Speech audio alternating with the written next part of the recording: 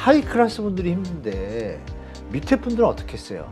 아예 포기 상태이거나 이런 가격 수준이라는 얘기예요. 지금 집값이. 네. 어떤 이한테는 독이 될 수 있고 어떤 이한테는 약이 될 수 있다. 이거를 활용할 때 무조건 쓸 것이 아니라 예전에 없던 일들이 자꾸 나오면 우리가 준비를 해야 돼요. 살기 위해서 한 거잖아요. 그분들은 국민들이 이게 하나의 경제 주체니까 이게 사라지면 경제에 도움이 되잖아요. 그럼 이분들의 올인을 해야죠, 정부가.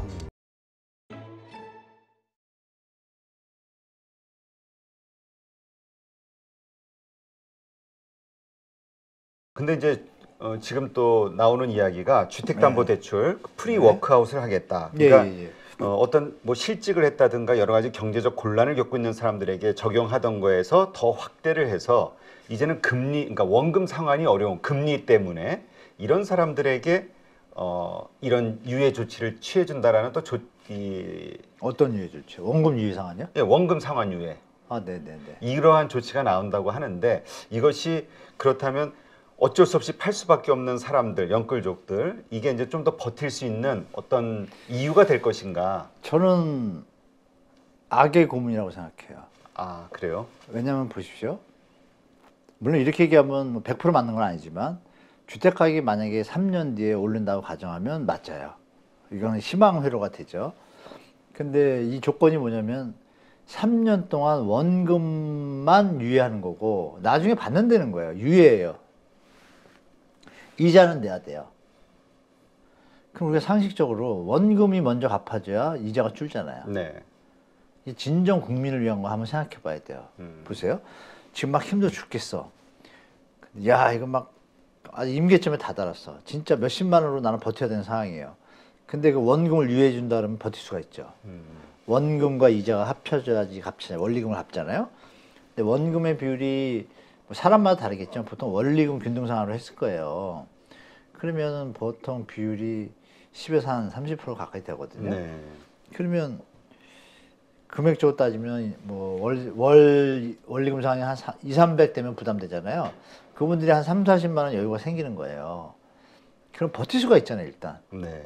버티는데 만약에 3년 뒤에 집값이 못 버티고 더 내려가면 어떻게 될까요? 그때는 악수가 되겠네요, 그게. 완전 악수죠. 이건 단물 빨아먹는 것밖에 안 되는 거죠. 그러니까 두 가지 경우를 봐야 되는 거예요. 이게 진짜 국민을 위한 건지 그들의 희생으로 집값을 연장을 시킬 버텨가지고 거냐. 그렇죠. 이건 양존하잖아요. 상존하잖아요. 그러면 정말 운 좋게 어떤 지역은 입주 물량이 적어서 버틸 수도 있고 일반 분들은 다 조사 못하니까 어떤 지역은 주저앉을 수도 있잖아요. 그럼 그분은 회생할 능력이 없죠. 네. 근데 만약에 그냥 놔두면 그전 정부에서 맨날 한 얘기가 뭐예요? 우리가 그냥 놔두라고 그러잖아요. 진짜. 그렇죠. 그냥 놔두면 현재 상태에서 변동성이 적어지잖아요. 근데 지금 이걸 주면 변동성이 두 배가 되는 거잖아요. 네. 더 혼동스럽죠. 시장도 마찬가지고. 왜? 왜곡된 정보가 나간 거잖아요. 저 집은 못 버티니까 비싼 집이 된 거잖아요. 네. 우리가 살 능력이 안 되니까 내려오는 거 아니에요. 그럼 놔둬야죠. 이걸 지금 뭐 규제 하나 대출로 다 풀어놓고 또 버티고 또 버티고 이거를 지금 연속적으로 하고 있거든요. 그럼 이게 나중에 버티겠습니까? 저는 나중에 더 문제라고 생각해요. 그래서 우리 젊은 분들은 정말 잘 생각하셔야 될 게 뭐 앞에는 아무도 모른다 그러지만 지금 대한민국 역사를 계산해 보면 이게 더 올라가긴 좀 힘들거든요. 제가 볼 때. 제가 요즘 저 기자분들하고 이제 작가분들, PD님들 많이 보잖아요. 방송 네. 나올. 너무 궁금해서 그분들 연봉을 물어봐요. 편하게. 그 집에 와서 계산해 보면 답이 없어요. 근데 그 중에 딱 아니나 다를까 PD분들 중에 뭐 젊으신 분들은 결혼해가지고 올인했어요. 연끌 때. 지금 막 죽으려고 그래요. 그렇죠. 자, 보세요. 하이 클래스 분들이 힘든데 밑에 분들은 어떻게 했어요? 아예 포기 상태이거나 이런 가격 수준이라는 얘기예요. 지금 집값이. 네.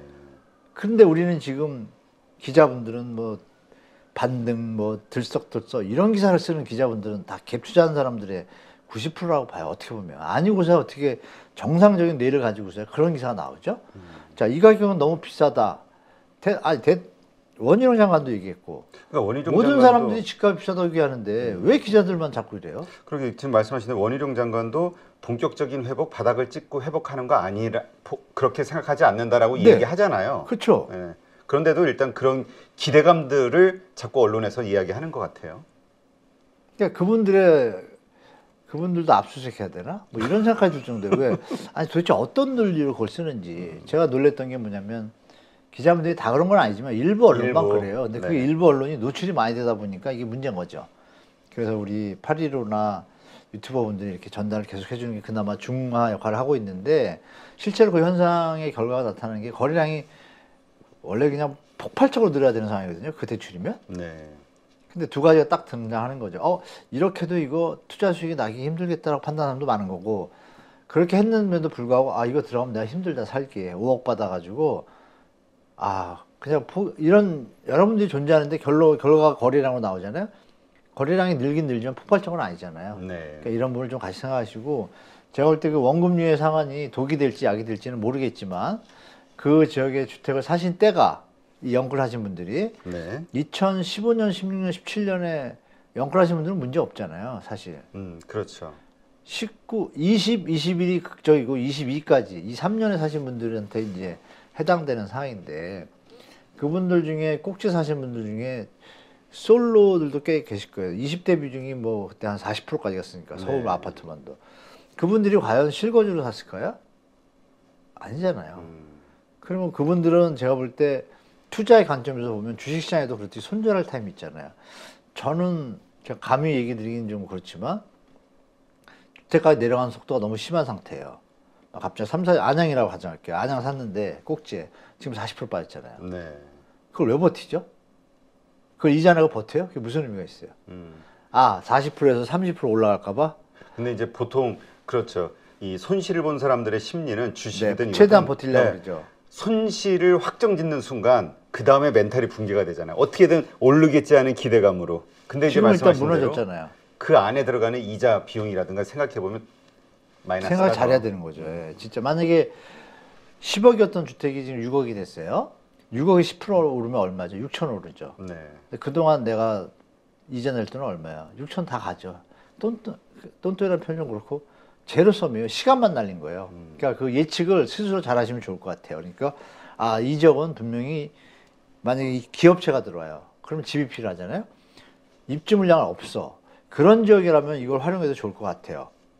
그러니까 이거는 정부의 이 대책은 어떤 이한테는 독이 될 수 있고 어떤 이한테는 약이 될 수 있다. 지역마다 다르다. 그래서 우리 시청자분들 입장에서는 이거를 활용할 때 무조건 쓸 것이 아니라 본인의 지역의 상황을 좀 점검하시고 하시면은 약이 되는 경우에는 활용하시면 되고 독이 될 것 같으면 과감하게 저는 왜냐하면 그분이 파는 자체가 집값이 내려가는 행위가 되잖아요. 그럼 그런 분들이 많아지면 집값이 어떻게 돼요? 당연히 더 내려가겠죠. 그렇죠. 그럼 이자 낼 돈을 내가 돈을 보태서 새로 사는 게 더 이득일 수도 있어요. 계산을 하면. 이런 집단 지성이 움직인다라면 주택 가격이 정상화되는데 도움이 될 텐데 정부가 정상화되는 걸 자꾸 막고 있는 것 같죠? 느낌상? 그냥 놔두면 정상화될 텐데. 물론 아까 말씀 주신 경제 금융회사의 부실로 이전돼서 문제가 될 거라는 것도 있지만 그 정도를 파악한 건 아무것도 없잖아요. 그냥 계속 선제적으로 막고 있잖아요. 네. MB 때는 왜 실력이 없어서 못 막았겠어요? 그때보다 지금 가계부채가 더 심각하잖아요. 그리고 IMF가 경고했잖아요. 대한민국 가계부채 늘리는 걸 조심하라고. 네. 그러니까 뭔가 이상해요. 그래서 약간 조심하시는 게 좋겠다. 근데 뭐 너무 절박하시더라도 너무 과욕내실 거 없이 시장 가격이 너무 비싸다고 판단되면 좀 과감하게 본인이 판단하셔야겠지만 제 생각에는 너무 무리가 된다면 정신 건강에도 안 좋아요. 올라가는 동안 그쵸. 계속 기도해야 되잖아요. 그 가운데서 그 깡통주택을 가지고 있으셨던 분들 경험을 얘기 들어보면 정말 매일매일이 살맛이 안 난다고 하더라고요. 잠 못 잡니다. 네. 진짜로. 자다가도 벌써부터 일어나는데요. 그러니까 그러지 마셨으면 좋겠어요. 무리하지 마셔라. 결론 그렇습니다.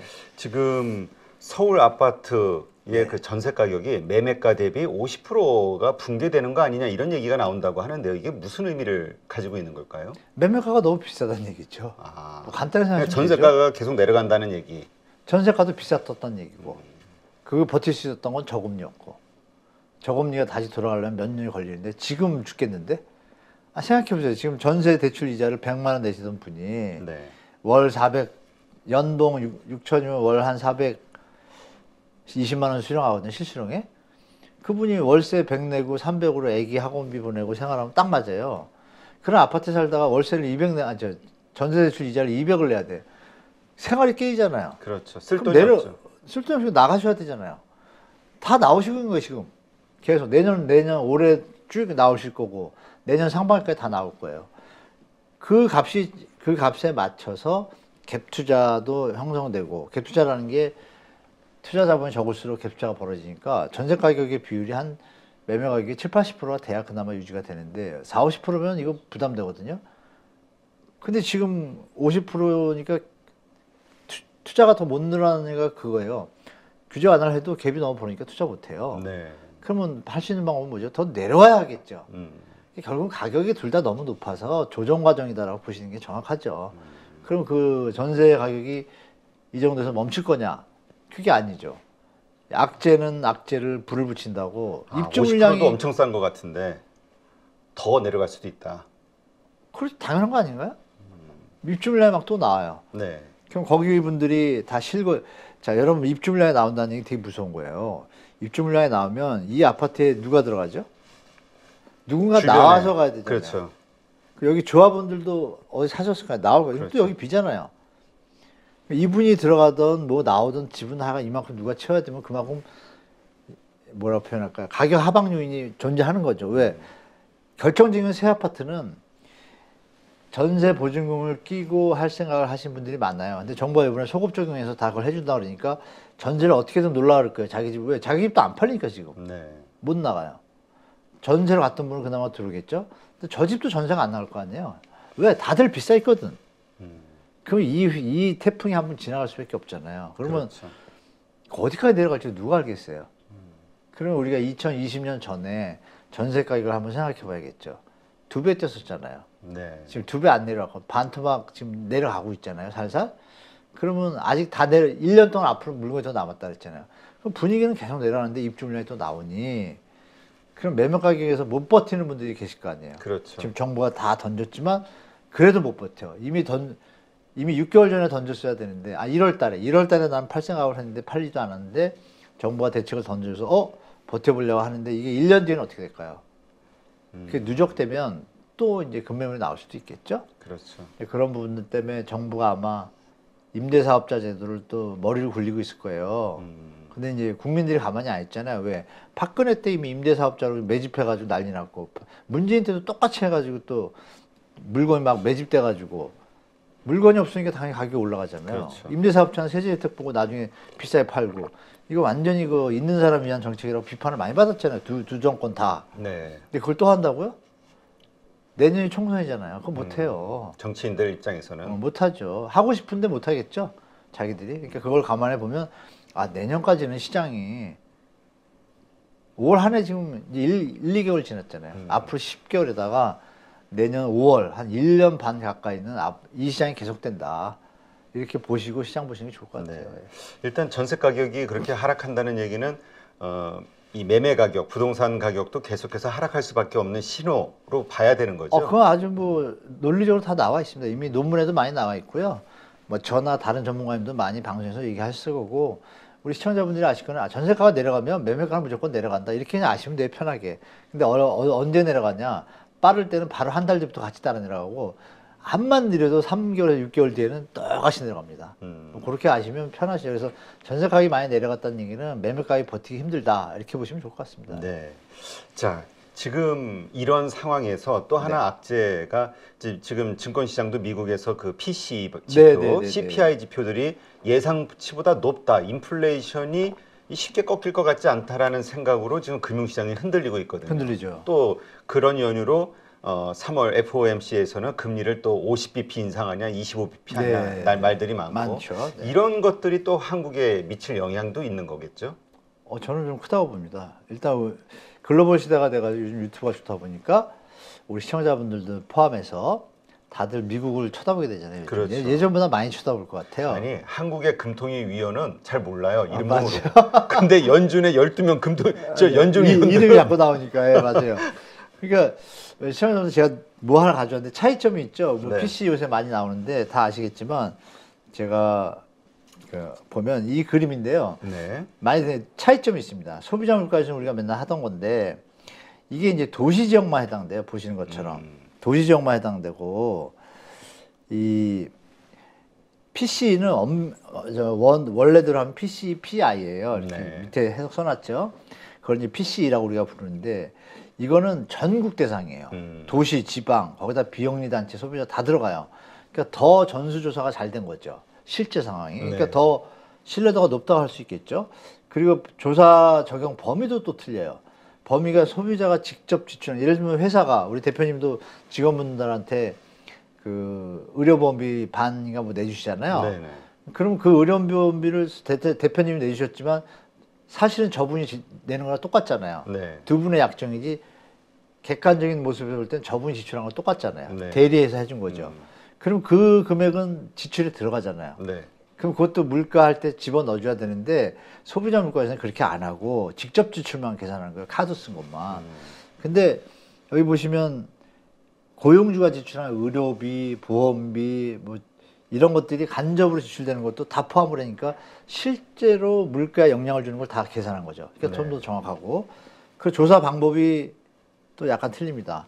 소비자 설문조사, 표본조사하고 여기는 기관들이 있잖아요. 산하에. 그 기관들의 데이터를 다 종합해가지고 다시 다중 분석을 하는 거예요. 크로스. 그러니까 신뢰도가 너무 높죠. 네. 그래서 미국이 2000년, 1999년까지는 CPI를 100% 썼다가 2000년부터 이걸 쓰기 시작했잖아요. 해가지고 지금은 파월이 작년에도 얘기했잖아요. 막 금리 올릴 때, 아, 우리는 사실 CPI도 보는데 PC하고 ECI, 고용 부담 지수 있잖아요. 비용 지수.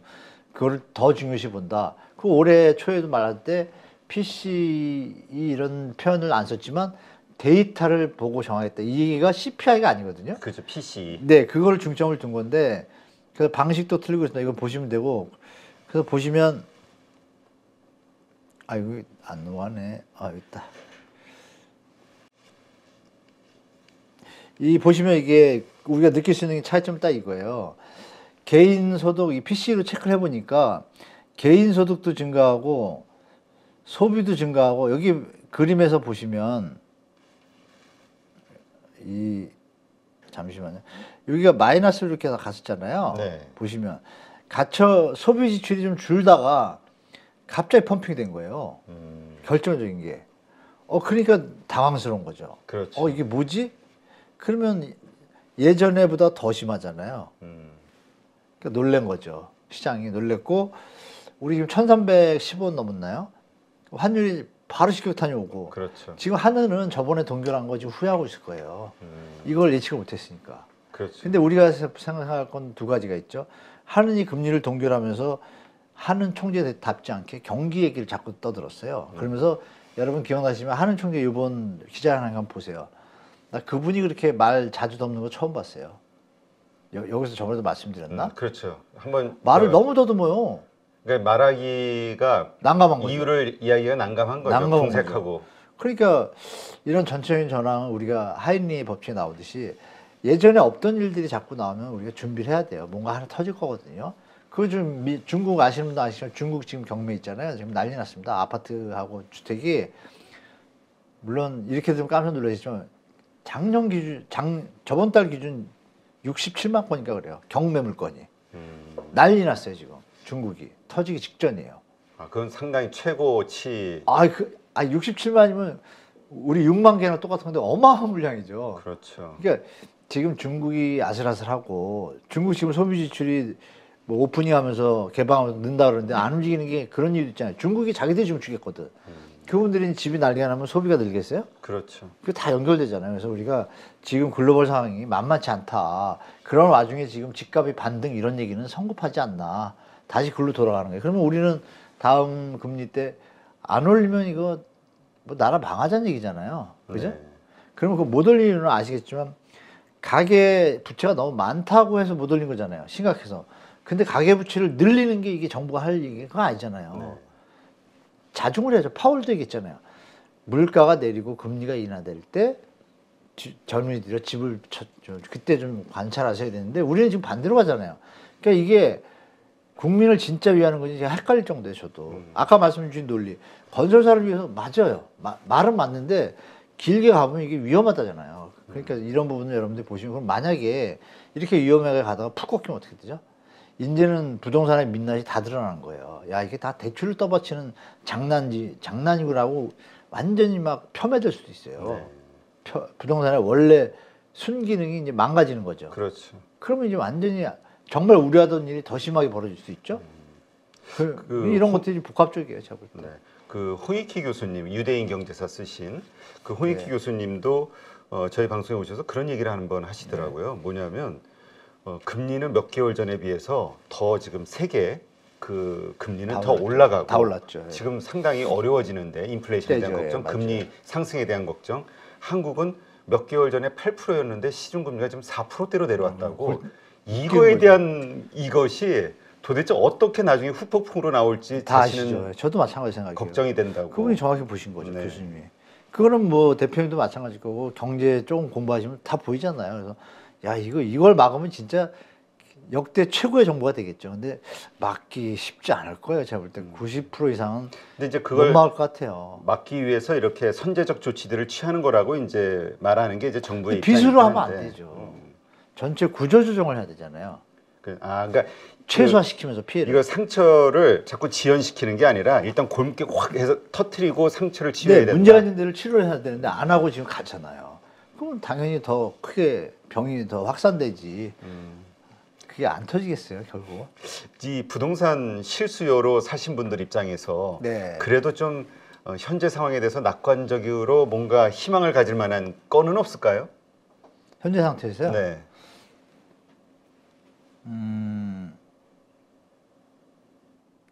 그러니까 우리 그분들 입장에서 사신 분들 입장에서는 사실 저는 마음의 각오를 해야 된다고 봐요. 아, 철저하게 지금 자산관리 포트폴리오를 다시 짜셔야 돼요. 너무 낙관적으로 보지 말고. 좀 변동성이 너무 심하잖아요, 지금. 그렇죠. 근데 억지로 버티는 건 저는 위험하다고 봐요. 정신 건강에도 너무 안 좋고, 물론 자녀가 있고 이러시면 정말 더 고민스러우실 텐데, 정부의 정책에 너무 기대면 안 된다는 걸 말씀드리고 싶어요. 네. 정부의 정책은 우리가 정부 정책을 써가지고 뭐 나라가 갑자기 어려웠던 게 바로 잘 된 적이 있나요? IMF 때는 국민들이 살려놨고, 글로벌 금융위기 때는 미국이 살려줬잖아요. 미국이 금리 낮춰서 살린 거 아니에요? 그대로 계속 갔으면, 그러니까 지금 상황에서 우리 영끌에서 좀 물리신 분들은 분류가 되잖아요. 그래서 정부에서 조금 실수요자분들, 실수요 위주, 그 자금 조달 계획서 보면 나오거든요. 네. 그 정부 할 수 있어요. 구분해 보면 투기성을 가진 분들하고 실거주성이 많은 분들이 있어요. 대책은 이거죠. 제가 정부라면, 그러니까 현재 상황에서 본인들이 느끼시는 관점에서는 크게 기대할 거 없다고 봐요. 저는 사실 이거 마음의 준비라고 보수적으로 대처해야 되고, 정부의 입장에서 해줄 수 있는 거는 그 실수자 중에 뭐 애기들이 학교를 가거나 뭐 신혼부부 결혼해서 애기 하나 방에 붙여서 이렇게 부득이하게 막 비싼 거 알면서도 들어간 분들 있잖아요. 네. 금리가 낮죠. 이분들이 지금은 역풍을 맞잖아요. 근데 이분들은 그럼 집을 2, 3년 뒤에 팔아먹으려고 산 게 아니잖아요. 그렇죠. 살기 위해서 산 살기 위해서 산 거잖아요. 그분들은 국민들이 이게 하나의 경제 주체니까 이게 사라지면 경제에 도움이 되잖아요. 그럼 이분들의 올인을 해야죠, 정부가. 올인해서 이분들에 대해서 지금 원금리에는 기본에다가 이자도 반감해 주는 거예요. 다만 이거는 10년, 15년 뒤에 뭐 다 받을 수 있는 룰을 만드는 거예요. 그리고 한간이 10년 아니라 유예 정도. 유예로 가는 거죠. 근데 지금 부담을 다 줄여주는 거죠. 지금처럼 이 은행 이자는 받게 하는 거는 이건 너무 속보이잖아요. 그렇죠. 은행 뭐 돈 많이 벌어서 저거 한다 그러면서 뭐 윽박 지른다 그러면서 이자는 챙겨줘? 이게 이번 정부 좀 이상해요. 자꾸 약간 느낌이 코스프레를 많이 하는 것 같아요. 하여간 뭐 그건 접어두고, 그럼 이분들이 충분히 예를 들어서 지금 생활비가 오버가 돼가지고 100, 150을 못 메꾸면 파산이잖아요. 그럼 이분들이 100, 150을 충분히 생활할 수 있게 해주면 시간이 지나면 연봉도 오를 거고 안정적인 마음에 아니면 경제 활동을 하실 거고, 네. 그러면 유예가 된 거에 대해서 나중에 정부가 그때 가서 받을 수 있잖아요. 10년, 15년 뒤에 주택 가격이 정상화될 경우도 있을 거고, 그 대신에 옵션을 매번 말씀드리지만 10년, 15년 동안 집을 못 팔게 하는 거예요. 네. 만약에 판다 그러면 만약에 올라가지고 판다. 그럼 파는 금액에 정부가 지대한 역할을 했으니 60%, 70%는 정부가 가져가고 여기는 30%만 주고 70%에서 한 40%는 다시 청년주택에 쓰고, 네. 이런 프로그램을 짜면 국민들이 박수 치지 않을까요? 그리고 투기꾼 성격을 가진 영끌들은 과감하게 정리하고 자본주의에서, 아니면 비트코인하고 주식하려면 다 구제해야죠. 그게 공정과 상식에 맞지 않나요? 저는 그렇게 생각합니다. 네, 알겠습니다. 제가 톤이 좀 높아서 죄송합니다. 하여튼 공정과 상식이 좀 맞춰주면 좋겠어요. 이러한 그 각계각층의 의견들, 네. 그리고 하여튼 나와 반대되는 의견들을 특히 많이 수렴을 해야 뭐 거기서 좋은 어떤 맞습니다. 돌파 아이디어가 나올 수 있다고 하니까 그렇죠. 네, 생각이 같은 사람들의 이야기만 듣기보다는 맞습니다. 네, 그런 노력이 필요하지 않을까. 너무 네, 좋은 어쨌든 말씀입니다. 지금이 참 어려운 상황이니까 많은 분들이 네, 실질적인 도움을 주기 위해서라도 뭔가 네, 어떤 조치들이 좀 필요하겠네요. 네, 오늘도 이렇게 해서 우리 부동산 시장 점검을 해봤습니다. 연세대학교 정경대학원 한문도 교수님과 함께했고요. 오늘 좋은 인사이트 고맙습니다. 네, 고맙습니다.